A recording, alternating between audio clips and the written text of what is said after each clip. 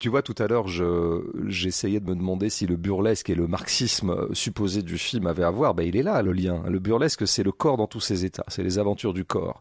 Et ben, le marxisme tel que pratiqué par Bong Joon-ho, en tout cas, son analyse ou sa captation d'un certain état très avancé du capitalisme, c'est quel drôle de sévice il fait subir au corps et quel drôle d'aventure, d'ailleurs, il leur fait subir. Parce que vraiment, notre pauvre Mickey, il est tourneboulé dans tous les sens, quoi. On le malmène, on le fout dans des conduits, dans des tuyaux, dans des boyaux, on l'envoie là-dessus, on l'aspire, on le revient.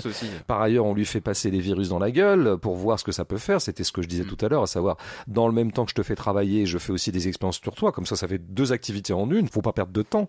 De la même façon, d'ailleurs, que, je sais pas, au début du taylorisme, par exemple, on faisait à la fois travailler les ouvriers à la chaîne, mais les ingénieurs tayloristes quantifiaient les travaux pour les optimiser. C'était un peu le travail des ingénieurs du travail, un peu voilà. Donc, dans le même temps que le travailleur travaillait, il était aussi un cobaye pour optimiser le travail. Et donc là, on retrouve cette double attribution. Bon, et donc qu'est-ce qui arrive à son corps ? C'est ça, quoi.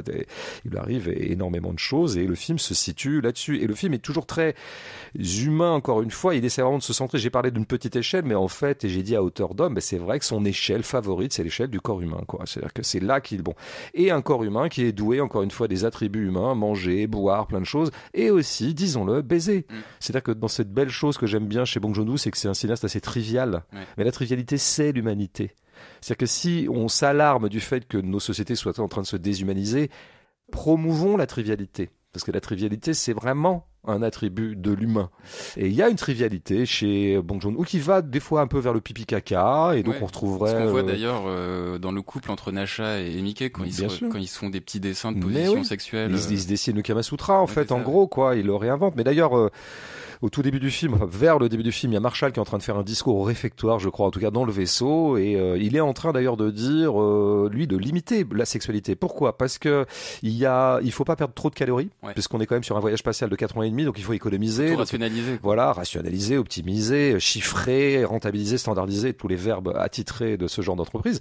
Et ben, dans le même temps où Marshall est en train d'appeler à chacun à l'abstinence, en quelque sorte, quoi. Genre, ne vous dépensez pas trop les amis, eh bien, il y a un panneau qui est une décision de mise en scène qui est vraiment une décision politique, hein, je veux dire. On est sur Marshall, il y a un panneau droite-gauche qui nous emmène vers Nasha et Mickey qui, eux, sont en train de se draguer. Enfin, en tout cas, non, il y a un regard de l'un vers l'autre au réfectoire et c'est un regard immédiatement de désir, une sorte de coup de foudre sexuel. Eye contact.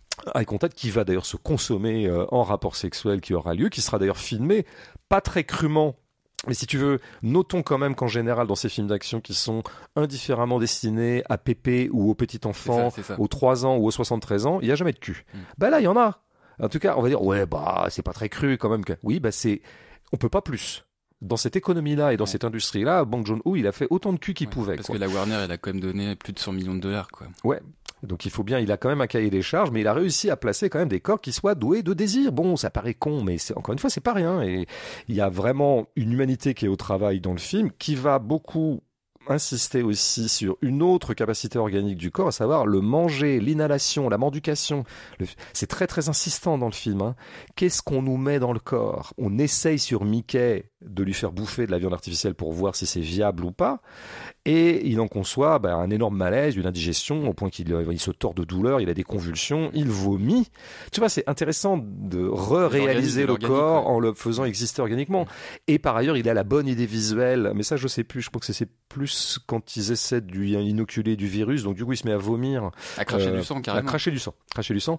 Et pour rendre visuel ce crachage de sang et le rendre tangible et sensible, Bong Joon-ho a une petite idée très simple, c'est qu'en fait il le crache sur une espèce de vitre. Et voilà, et donc du coup ça devient sensible pour nous. Bah oui, c'est ça le petit art, l'artisanat permanent de Bong Joon-ho. Alors c'est intéressant cette histoire d'ailleurs de mendication, parce que oui, je crois que politiquement c'est fort, je pense que un des aspects très concrets et littéraux de la toxicité du capitalisme, c'est précisément de nous faire bouffer n'importe quoi.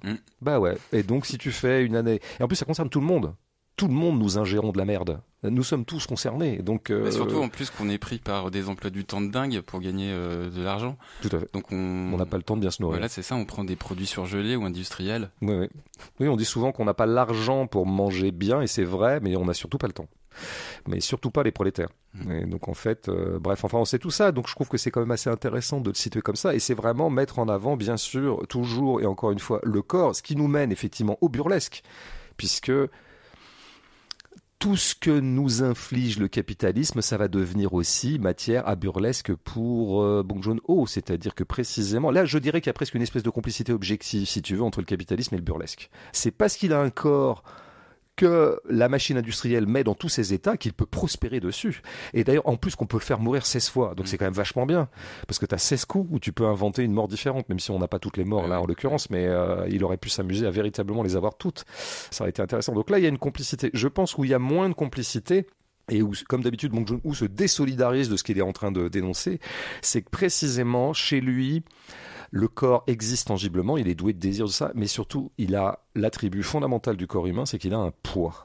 Moi, j'ai été très surpris par le fait que ce film est vraiment, alors que c'est un film dans l'espace, il n'est jamais question d'apesanteur. Les corps sont toujours lestés. Il y a de la gravitation, il y a de la gravitation. Et il y a du coup beaucoup de gags qui vont avec le fait qu'il tombe. Ouais. Parce que la chute est, comme on sait, le gag paradigmatique du burlesque. Il y a des glissades dans des escaliers. Voilà. Notamment ce fameux moment, où il glisse dans les escaliers. Et puis le moment que j'adore, que j'ai déjà évoqué, qu'il est rendu par la machine, et qu'en fait, il s'affaisse et qu'on voit, comment dire, il tombe de tout son poids. C'est ça, tu vois, et c'est vachement bien foutu d'ailleurs. Enfin, l'acteur je sais pas si c'est Pattinson lui-même ou un double. En tout cas, c'est très bien orchestré. On sent passer le poids. Le film commence, tiens, comme par hasard. Moi, j'adore cette première scène parce que c'est quand même une scène d'ouverture d'un film d'action. Hein. Ouais. Tu te souviens de la scène que c'est ? La scène d'ouverture. Ben oui, c'est la crevasse. C'est il dans la neige, allongé. C'est la scène la moins spectaculaire de tous les temps. En termes, tu sais, d'habitude on fait une ouverture tonitruante, quoi, où ça va péter un peu, puis après on se calme et bam bam bam, on explique un peu la vie. Bon, ben là pas du tout. C'est un mec, il est déjà tombé. D'ailleurs, on n'a même pas la chute. Il se réveille, il prend la mesure de ce qui lui est arrivé. J'insiste bien sur cette expression, prendre la mesure de, qui à mon avis dit tout. Et d'ailleurs, il a de la glace sur ses lunettes. Il enlève la glace et je trouve la glace, elle est extrêmement sensible. Moi, j'ai senti la glace, mais c'est des trucs cons, mais bon, voilà, c'est tellement rare dans ce genre de film. Et surtout, c'est une chute, quoi. Il est tombé, il est au fond de quelque chose et il ne pourra plus remonter. Pourquoi ? Parce qu'il a un poids. Puis même quand Nasha elle essaie de retenir la chute du bébé rampant, tout à fait, elle le tient par la bouche, quoi. Mais ouais, moi j'adore ce moment et qui est typiquement d'ailleurs une configuration presque là où le burlesque a eu à voir avec les numéros de cirque. Comme on sait qu'Eaton était d'abord un homme de cirque et voilà, bon, et puis Chaplin aussi, et puis ils se sont transformés en acteurs burlesques. Et bah oui, ils s'en sont souvenus et de fait là c'est exactement ça. Tu retiens le petit par les dents et qui joue à rien, mais tout ce qui joue sur l'incinérateur, d'ailleurs tu as déjà évoqué 2-3 scènes, mais en fait joue sur la pesanteur et joue sur le fait qu'on peut tomber dans l'incinérateur, notamment le moment où il bastonne avec Timo, où ils le retiennent par le bras, bah tu sens passer les corps, quoi. Tout ça, ça permet de lester le film. Moi je note aussi que quand il y a très peu de... Dieu sait s'il y en a dans ce genre de film en général, il n'y a pas de créatures aériennes.